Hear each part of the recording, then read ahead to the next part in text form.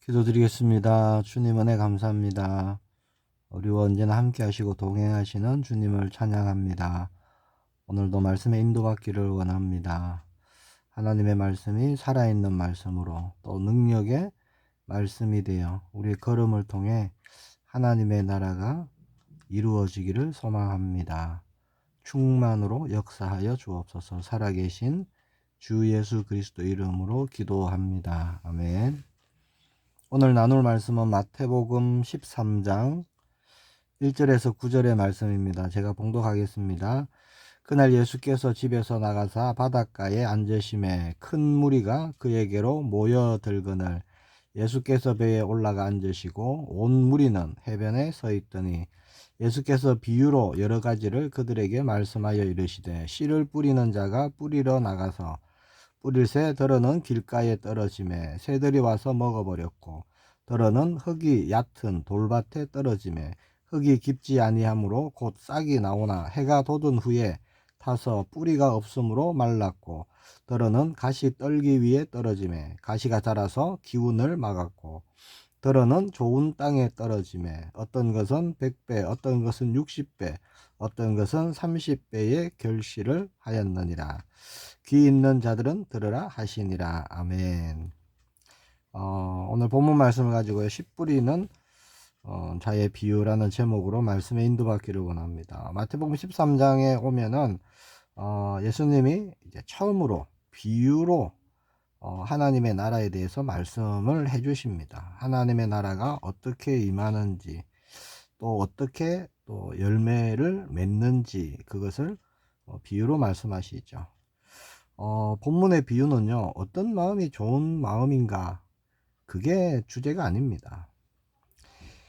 본문의 비유의 핵심이 뭐죠? 씨입니다, 씨.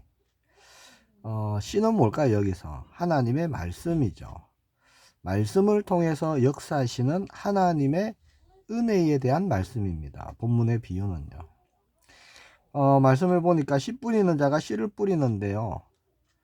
어디다 뿌리죠? 모든 곳에 뿌립니다. 계산하지 않고 아낌없이 그냥 씨를 다 뿌리는 거예요. 길가에도 뿌리고 돌밭에도 뿌리고 가시 덤불에도 뿌리고 가시 뜰기도 뿌리죠. 그리고 또 좋은 땅에도 뿌리고. 자, 이게 뭘까요? 차별 없는 하나님입니다. 하나님은 차별이 없으시죠. 하나님은 누구에게나 하나님의 말씀을 주신다는 거예요. 즉 하나님의 말씀을요, 받아들일 수 있는 사람에게만 하나님이 말씀해 주시느냐, 말씀을 주시느냐, 그렇지 않다는 겁니다. 모든 자에게 하나님은 말씀의 은혜를 주십니다. 말씀을 주십니다. 복음이 그렇죠. 특정한 사람에게만 하나님이 구원의 문을 열어놓으신 게 아닙니다. 누구든지 주의 이름을 부르는 자는 구원을 받으리라. 그게 복음이잖아요. 모두에게 주시는 하나님의 구원의 은혜, 이게 복음이잖아요. 자, 열매를 한번 볼까요? 열매의 차이가 어디에 있을까요? 30배, 60배, 100배. 자, 이런 열매의 차이는 어디에 있을까요? 씨에 있느냐? 그렇지 않습니다. 씨는 언제나 똑같은 동일한 생명의 말씀입니다. 하나님의 말씀입니다. 그 열매의 차이는요, 씨가 아니라 땅에 있다는 것이죠. 10절에서 17절에 보면 제자들이 묻습니다. 예수님 왜 비유로 말씀하십니까? 그때 예수님이 천국의 비밀을 아는 것이 너희에게는 허락되었으나 그들에게는 아니 되었나니, 그렇게 말씀하시죠. 자, 이게 무슨 말씀이냐? 하나님의 나라는요, 지적인 그런 이해로 깨달아지는 것이 아니라는 겁니다. 자, 하나님의 은혜로 깨달아지는 것입니다. 하나님의 나라는요. 복음도 그렇죠. 귀로 듣는 어떤 정보가 아니죠, 복음은. 하나님께서 각 사람의 마음을 감동시켜 주시고 움직여 주실 때 깨달아지는 겁니다. 복음이란 것이요. 예수님이 그리스도이시구나, 주가 되시구나, 왕이 되시구나, 이게 깨달아지는 거예요. 그래서 설교의 자리에 간다, 이게 아주 중요한 것입니다. 설교를 듣는다는 것은요, 내가 주체가 아니죠. 내가 설교를 들으면서 설교가 이렇구나 저렇구나 어떻게 판단하거나 평가하는 것이 아니죠. 하나님 앞에 우리 자신의 마음을 열고 하나님의 말씀이 내 심령에 내 마음에 잘 심겨지길 기도하며 나아가는 자리가 되어야 할 줄 믿습니다. 말씀을 듣는 밭으로서 나가는 것이죠. 18절에서 22절에 이제 예수님 비유를 풀어서 제자들에게 말씀해 주십니다. 자, 네 가지 밭을 말씀하시죠. 자, 이게요, 사람의 지금 상태에 대한 말씀입니다. 길가 뭡니까? 말씀을 듣지만 깨닫지 못해요. 그래서 악한 자가 빼앗아갑니다. 새들이 와서 물어간다 이렇게 비유하셨죠. 말씀을 듣지만 전혀 깨닫지 못하는 길가가 있고요. 돌밭은요, 기쁨으로 말씀을 받는데 뿌리가 없어서 문제가 일어나고 시험이 오면 금방 넘어져 버리는 겁니다. 가시떨기는요, 하나님의 말씀을 받았지만 세상 염려, 재물, 이런 것이 마음에 더 차지하고 있다 보니까 열매를 맺지 못하는 겁니다. 그리고 좋은 땅에 대한 말씀을 하죠. 말씀을 듣고 깨달아 열매를 맺는다라고 말씀합니다. 자, 우리는 이 네 가지 중에서요, 나는 어떤 밭일까? 이걸 한번 생각해 봐야 되겠죠. 나는 내 마음밭은 길가일까? 아니면 돌밭일까? 가시떨기 밭일까? 아니면 좋은 땅일까? 우리는 우리 마음밭을 한번 살펴봐야 할 줄 믿습니다. 자, 그러면요, 하나님께서는 좋은 땅이 아닌 길가밭, 돌밭, 가시떨기밭 같은 밭들은 어떻게 하실까요? 이 세 가지 밭은요, 이 연약한 사람의 그 마음 상태, 다른 말로 하면 어떤 영적인 상태, 자, 이런 것을 비유하신 것이죠. 우리도요, 언제나 우리 마음밭이 좋은 땅일 수만은 없습니다. 때로는 내 마음밭이 길가 같고, 때로는 돌밭 같고, 때로는 가시떨기 밭 같을 때가, 우리도 그럴 때가 있죠. 자, 중요한 것은요, 하나님은 그 모든 땅에 씨 뿌리기를 멈추지 않으신다는 겁니다. 이게 하나님의 은혜예요. 보고 길가니까 하나님은 처음부터 아예 씨를 뿌리지 않느냐? 그렇지 않습니다. 돌밭이니까 씨 뿌려봤자 시험이 오면 넘어지니까 씨를 뿌리지 않느냐? 그렇지 않습니다. 하나님은. 길가도 돌밭도 가시떨기밭도 하나님은 언제나 씨를 뿌리십니다. 말씀을 주신다는 거예요. 자, 23절에 보니까 좋은 땅에 뿌려졌다는 것은 말씀을 듣고 깨닫는 자니 결실하여 어떤 것은 100배, 어떤 것은 60배, 어떤 것은 30배가 되느니라 하시더라. 자, 좋은 땅은 처음부터 좋은 땅이냐? 타고나는 것이냐? 그렇지 않습니다. 노아 홍수 때 하나님께서 뭐라 그러셨죠? 사람들이 생각하고 마음먹는 것이 항상 악할 뿐임을 보시고 그랬죠. 사람은 본질상 진노의 자녀예요. 처음부터 마음밭이 하나님 말씀 받기에 좋은 마음밭으로, 좋은 땅으로 태어나고 그렇지 않습니다. 경작되어져서 마음밭이 좋은 땅이 되는 거예요. 뭘로 경작되죠? 하나님은요, 말씀으로 우리의 생각과 마음을 다루십니다. 그렇죠? 하나님의 말씀은 살아있죠. 활력이 있죠. 좌우의 어떤 날선 검보다도 예리하죠. 우리 홍과 영과 및 관절과 골수를 찔러 쪼개죠. 우리 생각과 뜻을 판단하시죠. 그래서 하나님의 말씀은 살아있기 때문에요, 우리의 마음을 다루시는 거예요. 밭을 경작하는 겁니다. 말씀으로 계속 우리 마음밭이 경작되어지고 다루어질 때 딱딱하게 굳어버린 씨가 뿌리 내리지도 못하는 그런 메마른 땅이요, 좋은 땅으로 경작되어지는 겁니다. 복음으로 말하면 이렇게 되는 거예요. 열매를 맺으라가 아닙니다. 오늘 비유의 말씀은 내가 너를 변화시켜 열매 맺게 하시겠다라는 말씀이 되는 거예요. 그러면 30배, 60배, 100배의 차이는 뭘까요?